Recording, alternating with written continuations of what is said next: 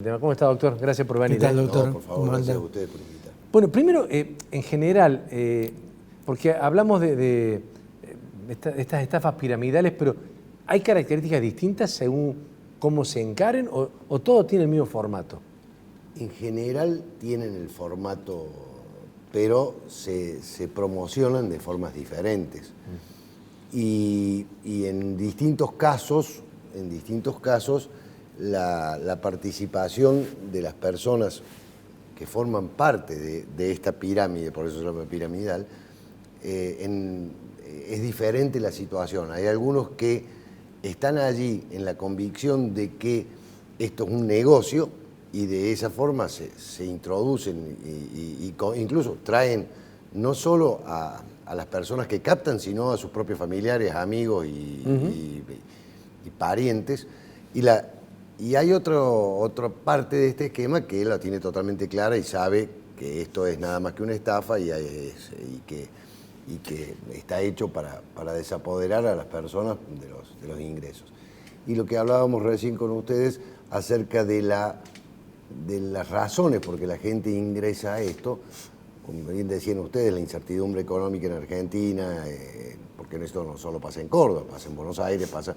De hecho, hay una de estas estafas piramidales que en este momento se está investigando, que es la de Ademar, que tiene la particularidad que el origen de esto está en Catamarca, de la casa matriz, le llaman ellos, que hay que decirlo en todo bien claro, esto no son empresas, son simulaciones de empresas para obtener los réditos a través de las estafas. Pero le pregunto, ¿cómo hacen para funcionar legalmente? Digamos, se instalan, yo recuerdo, Ademar hizo una fiesta fenomenal acá, cuando le hizo el lanzamiento, hasta con futbolistas, exfutbolistas, campeones del mundo, etcétera, etcétera. ¿Cómo hacen para...? ¿Quién los habilita? Se habilitan ellos mismos, ponen razones de funcionamiento de distintas ante la municipalidad y o de agencias de viajes o de empresas de inversiones. No cuentan ninguna de ellas, ninguna de las que estamos conociendo y escuchando en los medios ahora, no cuentan ninguna de ellas con las autorizaciones del Banco Central para trabajar como financieras. Pero en el tema de las inversiones se van presentando con distintas modalidades, pero dejemos claro, no son empresas, son sujetos que arman una apariencia de empresa para obtener un rédito. Lo característico de esto es que hacen eso, una gran demostración de capitales, de poderío económico, pero que si ustedes lo analizan van a ver que en definitiva no es tan difícil obtener eso. Es decir, por lo pronto, el local importante que tenía Ademar acá en Córdoba, en la calle Tejeda, que parecía muy suntuoso, es alquilado. Claro. El alquiler de eso no es una cosa que no esté al alcance de estos sujetos. Estos sujetos arrancaron en Catamarca, y es interesante el tema porque en Catamarca, que hay hoy una discusión entre la justicia de Catamarca y la justicia de Córdoba, también han tenido sede en Tucumán, es decir, que hay una discusión entre las tres justicias, pero puntualmente ya hay planteado una cuestión de competencia entre Córdoba y Catamarca, que sin lugar a dudas, les digo, técnicamente no hay duda que la fiscal de Córdoba debe continuar con la investigación que está haciendo, sin perjuicio que Catamarca haga una investigación paralela, porque hay algo que no se cede en materia penal, que es la territorialidad de la jurisdicción. Cuando se comete un delito en Córdoba y se comete un delito en Catamarca, el de Córdoba debe ser juzgado por la justicia de Córdoba y el de Catamarca por la justicia de Catamarca. Y después se unirá el que falle último o el que falle por los delitos más graves y demás, será el que dicte la sentencia unificada. Pero cada uno debe realizar su investigación y tienen jurisdicciones, porque la jurisdicción territorial no se cede, no está previsto en la ley que se ceda. Pero ¿qué pasa con Catamarca? Catamarca sabemos que es una provincia más chica, sabemos que tiene una provincia, si bien la institucionalidad del país está toda debilitada, las de esas provincias tienen una debilidad mayor, la justicia muy influenciada por los poderes políticos, es algo conocido, ¿no? Es decir, las provincias más chicas tienen una fuerte influencia de los poderes políticos sobre el poder judicial. Y Catamarca no escapa a esto. Y esta empresa ADEMAR, que ya está funcionando hace 3 o 4 años, ha tenido la particularidad que en los primeros años que funcionó, le proveyó a los aportantes fondos muy interesantes y rendimientos muy interesantes sobre su dinero. ¿Por qué? Porque en el sistema piramidal ellos ofrecían un 15% de interés mensual o un 10% de interés mensual en dólares sobre el capital que invertía la gente, y con la captación de nuevos ahorristas le pagaban efectivamente al que había iniciado ese 10%. Y eso lo han continuado por 2 o 3 años, en donde ha habido empresarios muy importantes, políticos, y me animaría a decir parte del Poder Judicial, que han ido a invertir sus ahorros, han recibido estos beneficios y se han persuadido de que se trataba de inversiones y no de una estafa. Entonces, en Catamarca este problema de ADEMAR ha movilizado a todo Catamarca, es decir, porque hay gente de mucho poder, de todo tipo dentro de Catamarca, que está afectada con esta situación. Ahora, doctor, uno debe pensar, ¿la gente es incauta? La gente... Yo no me animaría a llamar incauto. Yo lo que diría es que Argentina, por distintos motivos de falta de políticas de Estado, de falta de seguridad jurídica, ha generado situaciones absolutamente anómalas. Si usted va a cualquier parte del mundo y habla de dólares, la gente dice que el dólar vale tanto.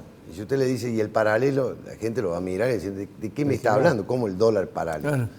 Argentina tiene, y nosotros estamos acostumbrados y ya creemos que eso es algo normal, pero eso no es algo normal.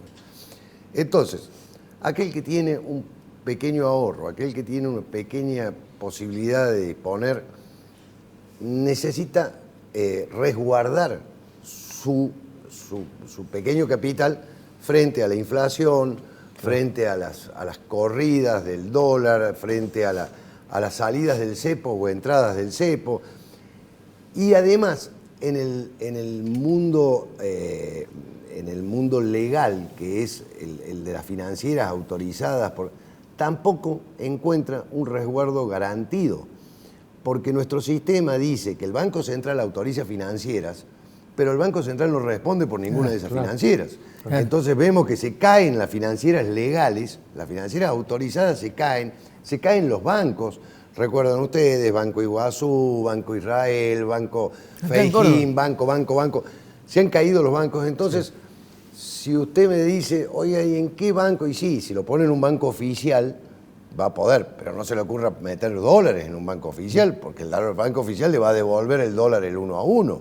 Así que no vaya con su billete de $100 al banco oficial y diga que quiere hacer un plazo fijo en dólares, porque el banco se lo va a tomar, pero después le va a devolver la plata traducida en pesos a dólar oficial. Es decir, el sistema legal, la inseguridad jurídica que hay dentro del sistema legal genera el campo propicio para que prosperen estos lugares separados, estos lugares fuera del sistema legal que le ofrecen a la gente grandes ganancias o ganancias suficientes para cubrirse de las inflaciones, con el agravante de que, claro, que además se va frente a estos monstruos armados con grandes oficinas, con autos de alta gama. Y bueno, y la gente cree que estos son personas sólidas. Nada más. Fíjese que es muy común cuando, yo no sé si recuerdan, cuando se aparecieron, que siguen hoy, las compañías de seguro ofreciendo seguros de inversión y recupero, que eran ese sistema, le daban a los vendedores de estos seguros, le daban unos catálogos en donde figuraban edificios y cosas que pertenecían a la compañía de seguro, según ellos. Es decir, usted veía fotos de esos edificios. Bueno, eso que en aquellos casos era cierto, porque eran compañías serias y demás, no sé, por mencionarle la New York Life, o que eran compañías que vinieron a instalarse. Esas compañías eran serias y eso que mostraban eran capitales. Era real. Pero es muy fácil hacer un catálogo con fotos de los edificios más importantes y decir que pertenecen a esta empresa. Bueno, a la pregunta que le hacía Ricardo de si somos incautos, la gente, ¿qué tendría que tener para que tratemos de ayudar a la gente? ¿Qué tendría que tener en consideración a la hora de invertir, como usted dice, de resguardar esos pesos que tiene o esos pesitos que tiene? Es decir, ¿qué hay que atender o por lo menos qué nos tiene que llamar la atención para no hacer una operación en ese lugar? Mire, parece que lo que voy a decir es favoreciendo a mi profesión, pero la profesión del abogado ha crecido mucho y hay muchos abogados. Y casi le diría que todas las personas tienen un abogado conocido o un abogado de confianza. Yo le sugiero a la gente que cuando vaya a invertir sus ahorros, sus tenencias, lo consulte con un abogado, lo hable con un abogado de su confianza. Es decir, doctor, estoy por invertir en esto. Porque ese abogado no solo le va a poder analizar la situación, sino que además le va a decir cuáles son los instrumentos legales que necesita tener para tener una mejor posición el día de mañana para enfrentar una posibilidad. Es muy común que la gente quiere evitar, porque así somos los argentinos, tenemos esa particularidad, que quieren evitar, por ejemplo, el asesoramiento inmobiliario. Y ustedes ven que la gente no quiere que participe en las inmobiliarias. Sí. Cuando las inmobiliarias, con un pequeño porcentaje de lo que van a cobrar, lo que le están haciendo es garantizarle cuáles son los instrumentos legales que deben tener y cuáles son las cuestiones que deben consultar, tanto sea para alquilar, para dar en alquiler como para recibir en alquiler. Hay profesionales idóneos. Por supuesto, no, lo ideal sería ver a un agente de bolsa para que nos pudiera informar sobre. Pero la agente de bolsa no está a la disposición de todos. Pero sí lo están los abogados, los asesores inmobiliarios o las inmobiliarias, cierto tipo de profesionales, los contadores, cierto tipo de profesionales que pueden ayudar a la gente a tener la alerta de qué es lo que están por hacer. ¿Cuánto de importancia tiene el lavado de dinero en estas organizaciones? El lavado de dinero es una figura que se está usando mal, se está usando por parte de la justicia, la están usando como caballito de batalla. El lavado de dinero exige que exista una sospecha seria de que el dinero que están encontrando en una persona determinada o en un grupo empresarial o lo que sea, tiene un origen en un delito. Claro. Es decir, no es que tengan dinero que no pagó impuestos, porque eso sería evasión impositiva. Lo que pasa es que la evasión impositiva no siempre es punible penalmente. La evasión impositiva requiere ciertos principios, como ser que el acto de evasión supere 1,5 millones de pesos por cada acto de evasión que se está investigando. Si no supera lo evadido, no el negocio, sino lo evadido, 1,5 millones de pesos, no es delito. Entonces, se recurre muchas veces al lavado de dinero como una figura de un caballito de batalla, igual que están usando como caballito de batalla la asociación ilícita.